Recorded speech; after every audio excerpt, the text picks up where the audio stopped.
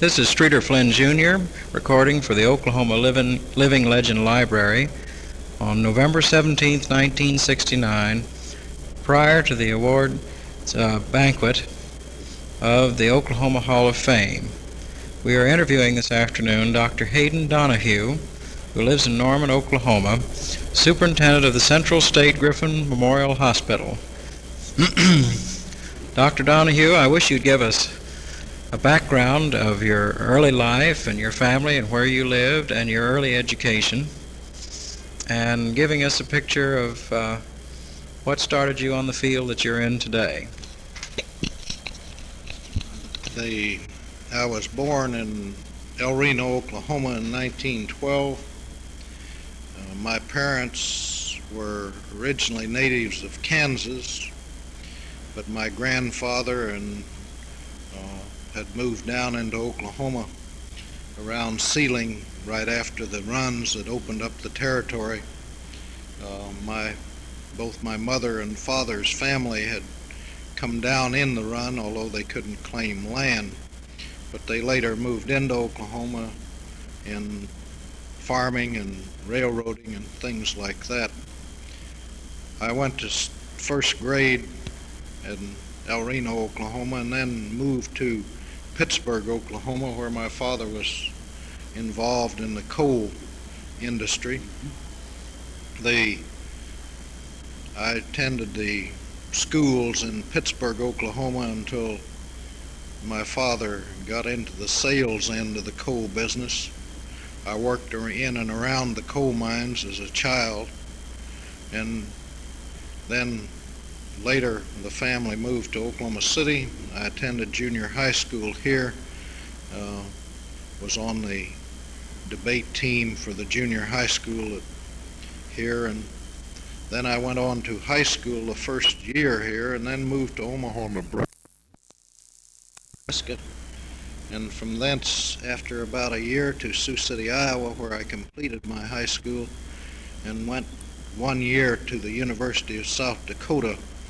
There I studied both engineering and pre-medicine because I wanted to become a physician, but the Depression hit about that time, and it looked as if you had to have some type of occupation other than pre-medicine in order to hold a job, so I studied engineering. After 1 year, I moved to the University of Kansas, where I again attended the School of Engineering and the School of Medicine. I got out of the University of Kansas in 1934 and became a water conservation engineer under the Public Work Administration in order to earn enough money to go back and study medicine. In 1934, I had completed all my pre-medical courses in addition to my engineering courses, and therefore was ready to go to medical school but didn't have enough money. So I built the great earthwork dams in the state of Kansas that were built during that period, and after 3 years in which I did hydraulic type engineering, and then for the last 6 months efficiency engineering, I went back in 1937 to the School of Medicine at the University of Kansas. I had worked my way through both the University of Kansas, and then I again worked my way through the University of Kansas with the aid and assistance of my uncle, who had been a member of the Board of Regents for many years in the state of Kansas and helped me financially to get through the School of Medicine, because my parents had died while I was working my mother had, and my father had become somewhat incapacitated. So I worked my way through the School of Medicine at the University of Kansas, completing my medical training in 1941. In 1941, I went to the University of Georgia School of Medicine hospitals as an intern and finished my internship there. The last 3 months of my internship, although I had wanted to study psychiatry, I had become disillusioned about the specialty while I was studying mental hospitals in my senior year at the University of Kansas. But when I arrived at the University of Georgia, I became affiliated with Dr. Hervey Cleckley, who is one of the great leading authorities in the field of sociopathic people and one of the great leaders in American psychiatry. My last 3 months of my internship, because the war had come about that time, and therefore I spent my last 3 months in psychiatry and then spent another 5 months with Dr. Cleckley in training. At the end of that time in 1942, I was called into the armed services. I had volunteered and they had left me on my residency as long as they could, but I was called up and went to Wright-Patterson Field at Dayton, Ohio, and became the chief flight surgeon for the field, which was one of the largest fields in the Air Force. It was here that they were doing a lot of research and experimentation, and because of my engineering background, I participated in the development of some of the oxygen masks that were used and was one of the team of 5 men that went to 45,000 feet in an airplane for the first time that men had ever been other than in a gondola of a balloon. We also did some of the original work in trying to broadcast the heart sounds from an airplane to the ground, and I began my interest in the combat fatigue and flying fatigue in pilots. Shortly after I arrived, although I had been a flight surgeon because I knew how to fly and was a physician, they sent me to the School of Aviation Medicine, where I took specialized training in becoming a flight surgeon. And from thence I went to North Africa as a group surgeon, and later then became the assistant to the chief psychiatrist of the 12th Air Force. I was with Dr. Roy Grinker, who was the chief of the psychiatric division of the 12th Air Force, and I helped set up with him the first combat psychiatric hospital that the armed forces had ever known. We set it up at Bizerti and developed many new techniques, one of which was known as narcosynthesis, or as it's more commonly known now, the use of truth serum. There are some interesting stories about that also. But after setting this up, and it became quite a showplace for the armed forces, and we began to do psychiatry in the combat zone, Dr. Grinker was returned to the United States to set up a training program to train psychiatrists for the armed forces. I came back with him to the United States, became chief of psychiatry at the replacement depot in Atlantic City, New Jersey, and then returned with him to St. Petersburg, Florida, to set up the Army Air Force's training and treatment center at St. Petersburg. It was through here that 1,400 psychiatrists, 30 psychiatrists, or 30 young physicians were rotated through this course every 3 months in order that we might produce enough psychiatrists for the Air Force, because 1 out of every 10 men that were flying in the Air Force were breaking fatigue.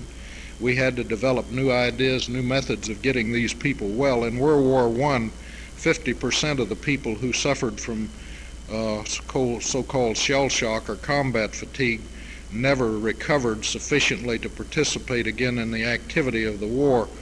In World War II, with the new techniques, we were able to get 98 2/10% of the people back to work. The staff that was put together at the Don Cesar, as this hospital was known, was one of the greatest concentrations of psychiatrists that have ever existed. There were 34 board-certified psychiatrists, of whom some 43 board-certified psychiatrists, 34 of them were psychoanalysts, 12 were full professors of psychiatry, and 2 of them had been analyzed by Freud himself. So it was an outstanding staff. I was chief of hospital operations, or I was first chief of training and then became chief of hospital operations. Upon the surrender when the Japanese surrendered, I took a group, a cadre, to San Antonio, Texas, and did the original work on screening the returning prisoners coming in from the Japanese prisons, airmen from the United States Air Force and Army. While there, I was called to Washington by Generals Bradley and Hawley, who had taken over the development of the new Veterans Administration program, and later joined them as Chief of Hospital Operations for the Veterans Administration to set up the new Veterans program after World War II. I stayed in the central office of the Veterans Administration for a number of months developing this program, but while I was in San Antonio, I had met my wife, my future wife, and so it was a long way from Washington to San Antonio, so in order to cut down the flight costs, I decided to get as near Texas as I possibly could. As a result, I did leave my work in Washington and became the acting manager of the Veterans Administration in North Little Rock, Arkansas. I stayed there until about 1948, at which time a friend of mine had taken over the Arkansas State Hospital as a project to try and rehabilitate it and modernize it. In those days, there were patients in mental hospitals were undergoing a great amount of difficulty. In this particular hospital, I can remember some of the patients were chained to the walls. Many of the patients were nude. They were fed out of great bowls with only a spoon. Few patients left the hospital. They were chronically ill and were kept in the hospital. There was little or any treatment, and things were in a pretty bad state of affairs. I joined Dr. George Jackson, and we immediately started to develop a program of treatment for the chronic mentally ill in state hospitals. As a result of our teaming up, we put in a whole batch of new things, such as the training of personnel, the development of training programs for physicians to become psychiatrists, technical nurse training, and many other things. We were one of the first hospitals in the United States to get out more patients than we got in. And we developed a whole batch of new treatment phenomena. As a result, we won 8 national awards during the first couple of years that we were together. And as a result of our activity, were offered the job to come to Texas to clean up the Texas mental health program. Dr. Jackson and I went to Texas in 1949 and remained there about 1950. And we developed a 14-point plan. I had worked out a 13-point plan in Arkansas. We took it to Texas and developed it into a 14-point plan. It was in Texas that we developed another group of new techniques in treatment and developed methods of setting up community-type approaches to the mentally ill. While I was in Arkansas, I had developed what they call now a community mental health program. I had divided the state into 4 areas and set up a distinct system in which there would be in each one of these areas a center in which the mental health program would be offered. It would be inpatient, outpatient, day hospital, consultation to the various schools and judges in the area, emergency care, diagnosis, training, rehabilitation, and aftercare and research. This has since become one of the major things in American psychiatry, and we now call this same system the community mental health system. But it was not a saleable item at that time. We tried to again set it up in Texas, but in our drive to change the programs in the state of Texas, we came afoul of the legislature and other groups, and being I had a sensitive nose for tar and my running mate a sensitive nose for feathers, we both left Texas.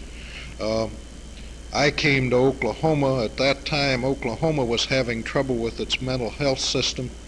I was asked to return to the state to become the first mental health director under the new organized program. Oklahoma in 1947 became the seat of a series of articles written by Mike Gorman called The Snake Pits of Oklahoma, in which it described the goings-on of the mishandling of patients and the lack of treatment and programs in the state mental health system in Oklahoma. As a result of this expose, the legislature of Oklahoma developed a whole new program with the idea of setting up a board. Prior to this time, the hospitals had been under the Board of Affairs.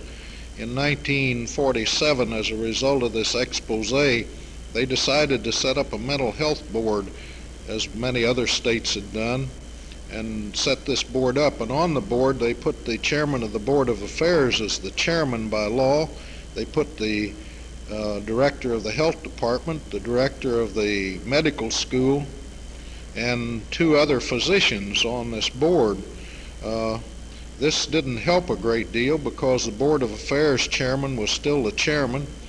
The health department chief needed money for his own department and had difficulty in divorcing this from the fact that he also was on the board to get money for the mental health department. Also, the dean of the medical school was having financial problems, and he too had difficulty in making a decision to help give some of this money to the mental health department. So it was not a successful thing. They finally got a man named Charlie Oberman, an excellent physician and psychiatrist, to come in, but the problems were so paramount that he was unsuccessful. The only thing was that he did convince the Governor Turner to pass a bond issue for $36 million to build the mental hospital system up in Oklahoma. It was sold to the public as a bond issue for institutions, and as soon as it was passed, the mental hospitals got $13 million. The remaining of the $36 million went to those other institutions known as colleges. So again, the mental health department came out with a very small amount of funds. They did, however, remodel some of the old buildings and did get into the program of trying to find better housing for the patients. But by 1950, the program had gotten into trouble, and by 1952, the legislature had already begun to draw up new laws and regulations and rules to try and put into effect a whole new mental health program. I was asked to come up from the state of Texas as a consultant to Jim Nance in the House of Representatives. He was Speaker, and to Raymond Gary, who was President of the Senate, and to Johnson Murray, who was the Governor, and a young man named J.R. Hall and a dean of the law school named Sneed. These 5 individuals had grasped the idea that one of the problems was that Oklahoma had a very archaic mental health law, and it needed to be rewritten. Dean Sneed with the ideas, and a man named J.R. Hall, who was then in the House of Representatives and in the law school, wrote up a law which has become rather a model.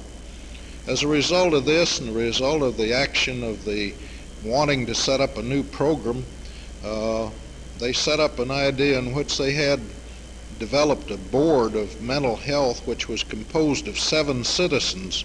These citizens were selected by the governor and confirmed by the Senate and could only be removed for cause. It took the whole program out of the realm of politics. When I first came here in 53 or 52, in the latter part of 52 and early 53, to work in a state hospital, you had to have the approval of the local senator or representative. Part of the agreement with Jim Nance and Raymond Gary was that I would be allowed to do away with all the patronage. Looking back on it, I'm not sure that either one of them believed I would do it, as later Governor Gary almost ran with a plank to get rid of me on account of this.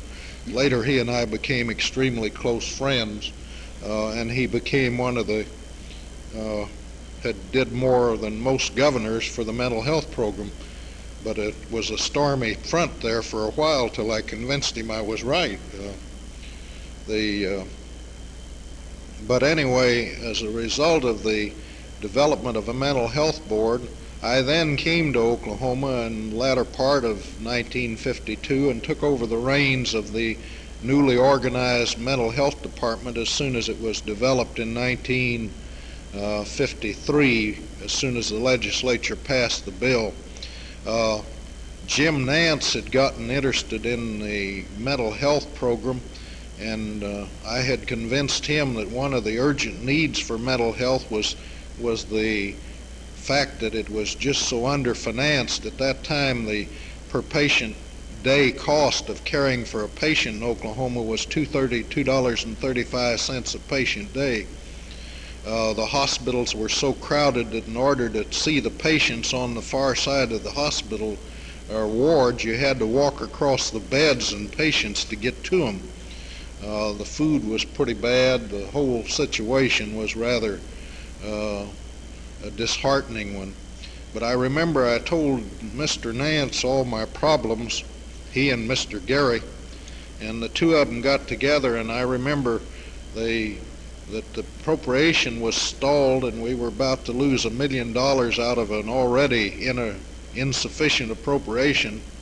I remember that they held the floor open until such time as some of the young men who were interested, who've later gone on to become quite famous Oklahomans, were able in the House of Representatives to hold up some other bills until we could get our $1 million into the mental health department.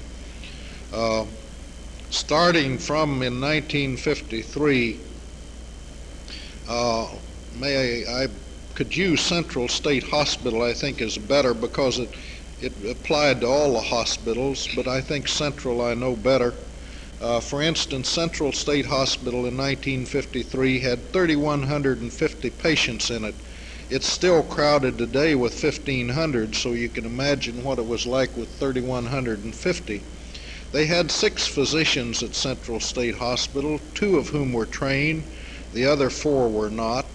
They had 3 nurses. 1 nurse worked with the pharmacy, 1 nurse worked in the medical and surgical department, and 1 nurse did what they called training, whatever that was at the time. There were no social workers, no psychologists, no dietitians, no vocational rehab workers or anything like that.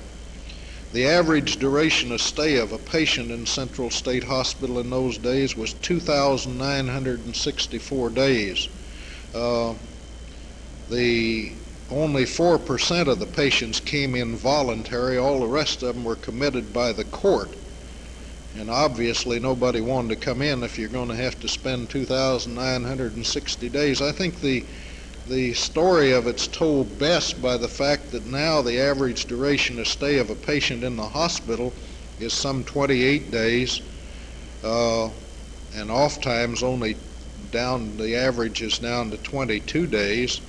And the reason many of them stay that long is that the hospital covers a 24-county area, and it's hard to develop aftercare programs for some of them so far away from home. But anyway, the average stay is somewhere between 22 and 28 days for a patient in the hospital, and in the new community mental health center, the average stay is some 10 days.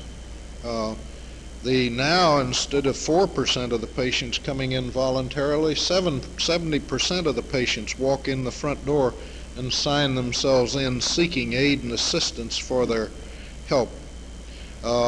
Whereas we had 6 doctors, with 2 who had any training in the 1953, Central State Hospital now has 34 full-time doctors and 64 consultants. 86 of the doctors on the staff hold faculty appointments at the University Medical School.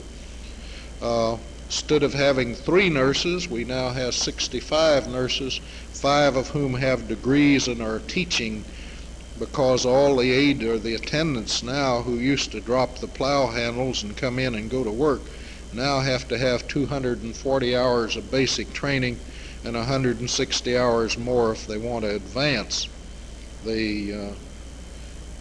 So the nursing situation is much better. We have now 25 social workers working in the hospital and 9 scattered out in the communities in our district. We have 9 psychologists. We have 8 vocational counselors. We have 4 dietitians. This coming from almost nowhere to this type of staff took a lot of building and work. We have now uh, 3 libraries where they used to have all the books in one little bookcase. We now have 3 large libraries, one for psychiatry alone, one for internal medicine, one for surgery. We're building a 4th one for radiology. We're also affiliated with the psychoanalytic library in St. Louis, and the medical library at the medical school, and the library at the University of Oklahoma. Instead of having no training programs, now the Central State Hospital is fully accredited for all 3 years of training in psychiatry, and we train about 15 residents, more than the medical school trains. We're approved for training interns.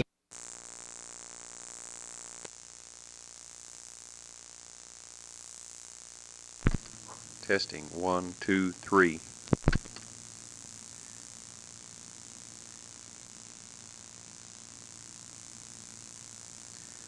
Mr. Campbell, what do you consider the most significant news event that you have witnessed or been involved in? Oh, that's rather difficult to say, but I would think if you're talking about coverage or an event that happened, I would think you'd have to say the landing on the moon. If you're talking about stories that made a tremendous impact on all the people, and more so than even the greatness of the moon venture, and that would have to be the attack on Pearl Harbor. Mr. Campbell, you've been publisher and editor, a news editor, involved in newspaper work in several different towns over Oklahoma. What personalities have you been associated with that you feel have made the greatest contribution over the years to the growth of those communities?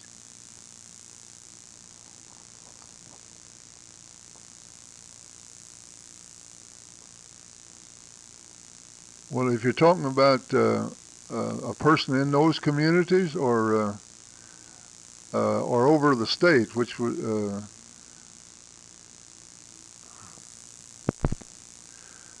but I would say from the state as a whole, I would almost have to say that through the years, in this particular period that I have lived, I would almost have to say that Senator Mike Monroney has made a greater contribution as any figure I know. In the first place, Mike was always modest. He didn't tell everybody everything he was doing. He gave lots of other people credit for things. He carried on even from the time that he was a leader in college, as in the University of Oklahoma, as the editor of the college paper, and also leader in many fields in the university, Phi Beta Kappa, on through his years, which covered a span, still covering a span, but as senator or congressman or as a newspaper man, a period of about 40 years in somewhat public life, either as a U.S. representative, or as a newspaper reporter, as a United States senator. I got acquainted with Mike, of course, at his university. We both graduated the same year, and in 1924, he went to work on the Oklahoma News in Oklahoma City, a Scripps Howard paper that's no longer in existence. He, in then he became a U.S. representative, and of course, as you know, he won the Collier's Award as the outstanding young United States representative.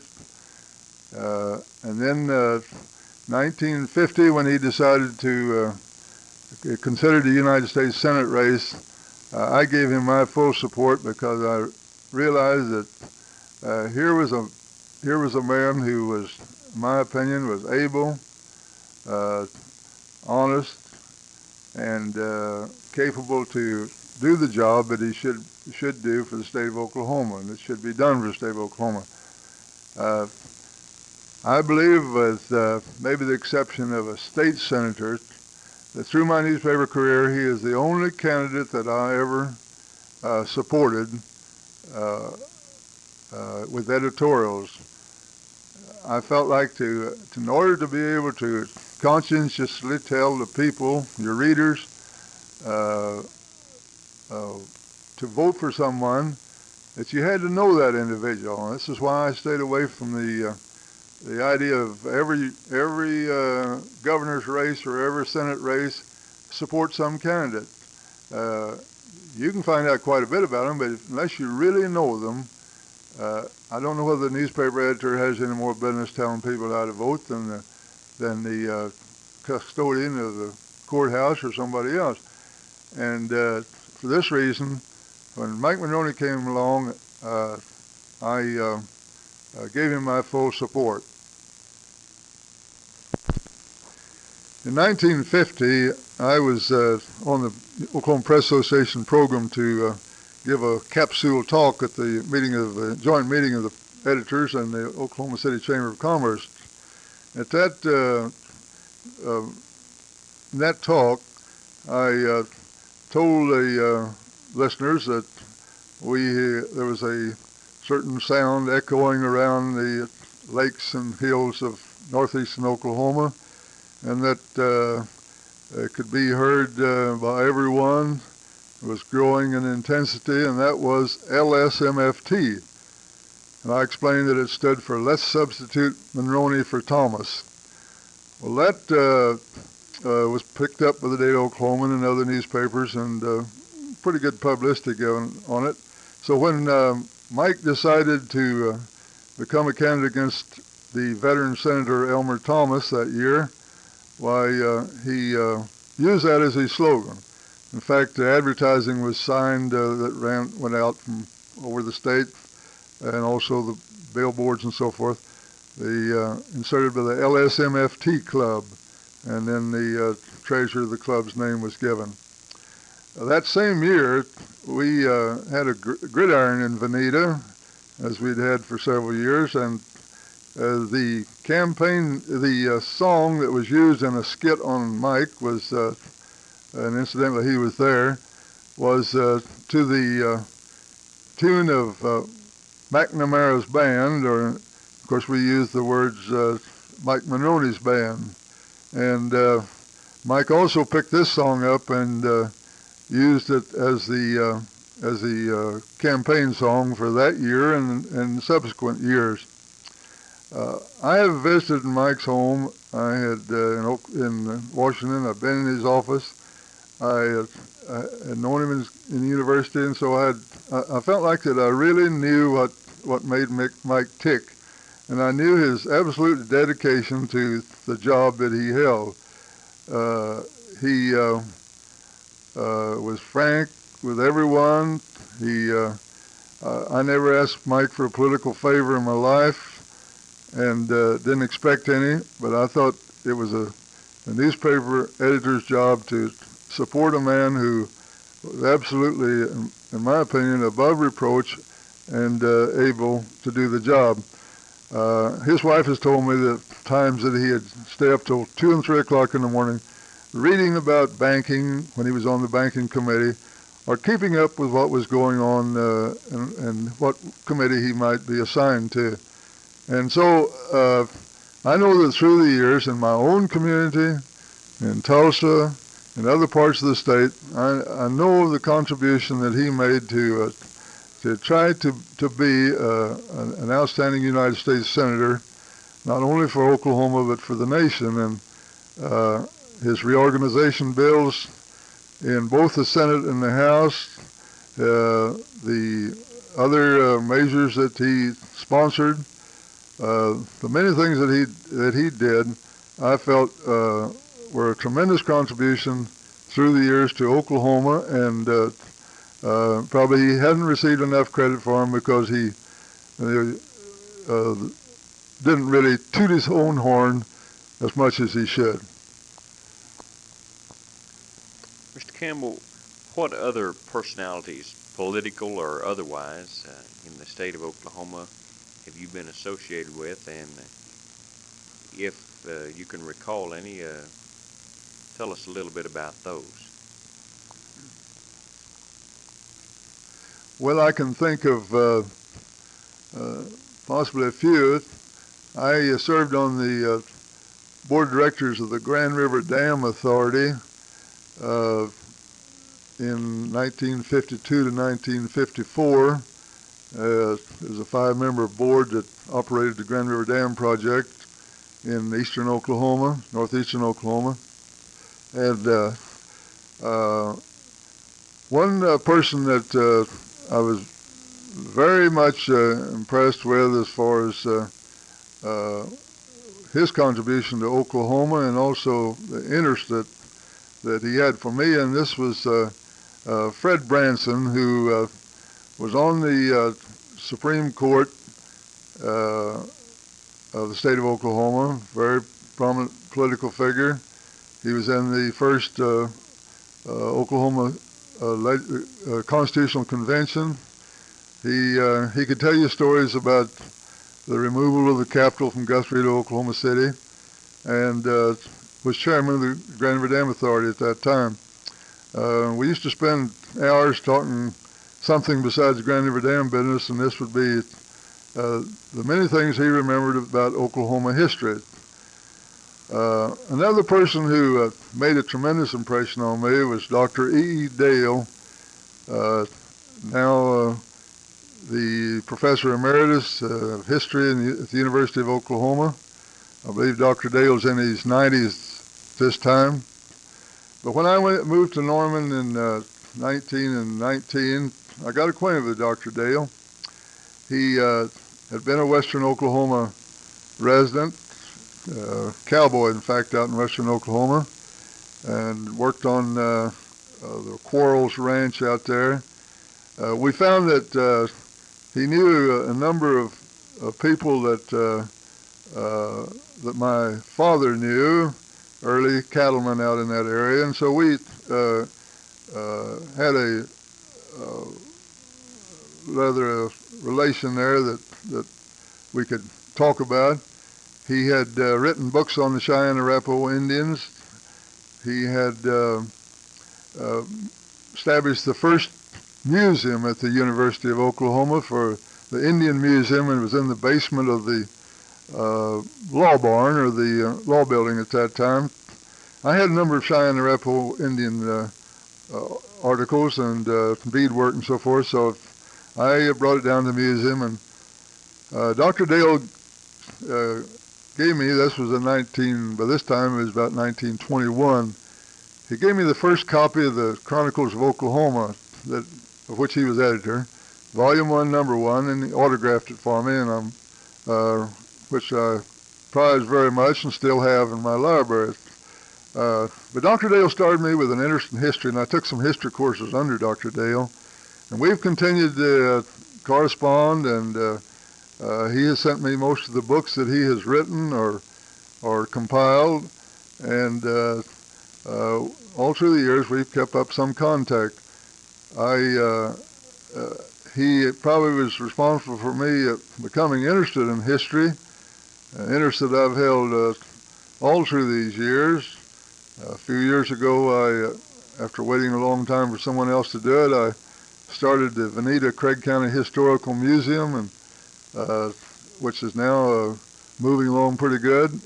And we have assembled there a lot of early Indian Territory, Cherokee artifacts that each year are viewed by a large number of people. In addition, I have continued my interest in historical events, and in August of this year, I had published a booklet or a book on Veneta, Oklahoma, from 1871, when the town was started, till 1907. I might say that I wrote this book, turned it over to the Chamber of Commerce, and they had it published in order to sell and raise funds for the celebration of the centennial of Veneta in 1971. At this date, we've sold about 900 books and are well pleased with the reception, and I enjoyed doing every bit of it. But I really feel like that this one person, Dr. Dale, is the one that really started my interest in one of the greatest subjects, I think, in the country, and this is Oklahoma history. Thank you, Mr. Campbell. Switching back to the newspaper business, what do you feel is the responsibility of a newspaper editor in a community such as Veneta? Well, I feel like that the responsibility of a newspaper editor in a town, particularly the size of Veneta, is one of leadership and direction. I think these are different things in that you can assume leadership in through editorials and through your participation in community organizations, but at the same time, the way your town goes is the way the direction it takes is largely affected, I think, by the style, the color, the type of newspaper that you issue. For example, I think a newspaper that features crime news is going to have a community of crime. I think that the newspaper editor has a responsibility in this particular field. I think that the newspaper editor also has a responsibility of getting results not through intimidation or vicious editorials and so forth, but by working behind the scenes. I have thrown away many editorial that I wrote into the wastebasket and got up from my desk and went out and talked to the mayor about something and got the same result that I would have, or maybe a better result than I would have if I'd have published the editorial that would criticizing some particular act of his. I think it's result and growth and a not necessarily a calm life, but a quality life that you want in a community. And I don't believe that a newspaper editor can get it by continuously stirring up friction between groups or individuals. And this has always been my policy. I have always played down crime news. I don't mean that you leave it out. I've been offered money to leave out some raid on a club. This isn't. This shouldn't be done. It shouldn't be. Everyone should be treated alike. But at the same time, I think that you can play down crime news, play up the good things about a community and its people. I started one of my first editorial columns that I started carrying was saying it with ink. My idea in starting that column was to say as many good things about people as I could and about the things in my community instead of always tearing down things in my community. Mr. Campbell, you've had lots of problems, lots of satisfactions in the newspaper business. Tell us about some of the funny situations that you might have experienced as newspaper man. Well, in some of the towns, or at least the counties that I lived in, I worked or owned newspapers in, I always made it a point never to answer any criticism from another newspaper. In fact, I remember running a little squib in a newspaper one time after I'd been attacked by, or rather the newspaper had been attacked politically by another newspaper in the county, that just a little item that we never argue with people for whose opinions we have no respect. So through the years, regardless of what was said about county printing or anything else, I always refrained from giving the other newspaper any advertising through my columns. And as a result, in all instances, we were the lone newspaper in the community after a while. As to editorials, after I had graduated from university and needed some good practical experience, I had certain ideas about reforming the country with editorials, and I recall that at Medford, when I was first started on the newspaper there, that Carnival came to town and set up business, took a lot of money out of the town. I had, previous to the election of a new city council there, their fees for, daily fees for a carnival operating were very high, and most of them passed on and went to some other town. But some younger fellows were named to the council, and so the first thing they did was lower the day charge for a carnival in operation. Well, after the carnival had gone, I wrote an editorial and told all about the painted women and the gambling games and everything, and published it in the newspaper. And the day that the paper came out, the mayor came in to the office and canceled his advertising. 2 council members came in, canceled their advertising, and the mayor later met me up on the street and said that he ought to bash my head in, and I said, "What's the matter?" He said, "Well, you know what's the matter, that editorial you ran." Well, I ignored him, and he didn't bash my head in, but it so happened that someone heard him say this and told a young Irishman there, or rather an older Irishman, a painter there in Medford, that what had happened. And so I had given this Irishman's son clothing that as a young fellow, unmarried, I would wear clothes a while and then turn them over to the high school boys that couldn't afford them.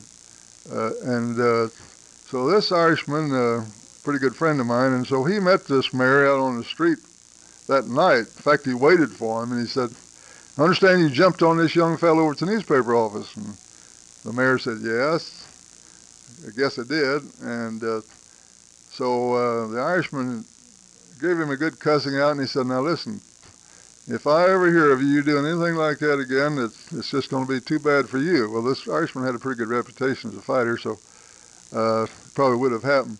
Well, it wasn't a few days that the advertising was back in the paper from all the 3 councilmen and the mayor, and I had no more trouble with them.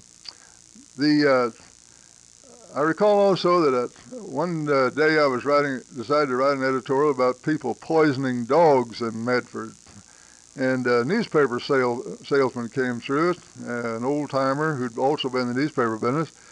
And I told him what I was doing, and he said, "Well, you're making a mistake." He said, "People in Medford don't poison dogs." And he said, "Yeah, you attack the people down in Enid for poisoning dogs. And but just remember that you've got high-type people here, and these people don't poison dogs." Well, this made quite an impression on me. At Veneta, when I wanted to get a point over, instead of talking about the people in Veneta, I talk about the people in Tulsa.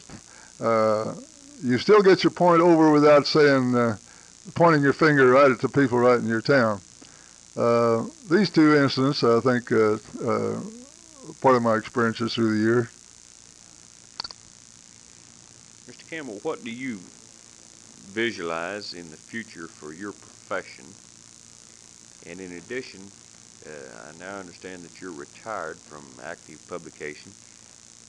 What are your plans for the future? I, of course, was in the newspaper business as publisher until July of this year, 1969. I had been joined in 1963, as I said earlier, by my son, who had a tremendous background in newspaper work. He had worked at Oklahoma City, Wichita Falls, Texas, on the Norman Transcript, and while he was in the university, he was editor of the Oklahoma Daily and one of the top journalism graduates, I think, of through the years of the University of Oklahoma. He was working on the Norman Transcript as wire editor in 1963 when my partner, Hightower, wanted to sell out. And I called John and asked him if he was interested in coming in, and we would pay Hightower's interest off, and he would have a fourth interest. And he thought about it a little while and said yes, he believed he did. And so he came up in 63, and in spring of 69, this year, he decided that he just didn't believe it was quite what he wanted. He realized that he had security. He realized that I would probably step out and he could take over, but he just still didn't feel like he was making the contribution that he wanted to make, and that this small newspaper wasn't the way to do it. So he left and went to Washington, D.C., where he's now has a very good job and in public relations work. And so when he decided to make this move, I decided that 45 years was about long enough to be a newspaperman, and we would sell the newspaper. I think that the future of the newspaper is, while there will be changes, I think there will always be the need of a good community newspaper. I think that if there's dispersion of industry, if people pull away from the cities more, the small community newspaper is still going to be in great demand. It has to be the voice of that particular community. It has a tremendous, the community has a tremendous need for the leadership and the services of a good newspaper, and I think that while it may take a varied form, I think that the newspaper will continue in pretty much the same way that it has through the years. Actually, it hasn't really changed too much when you stop and look back over the last couple of hundred years. As far as my own plans are concerned, I still find plenty to do in church activities and the Chamber of Commerce and community activities. In fact, I don't seem like to have enough time to do these things. But I hope to do some freelance writing, or either as through submitting features to state newspapers, or not particularly interested in magazine writing, or possibly try to work out another book that I could get published, and just more for the fun of it than anything else.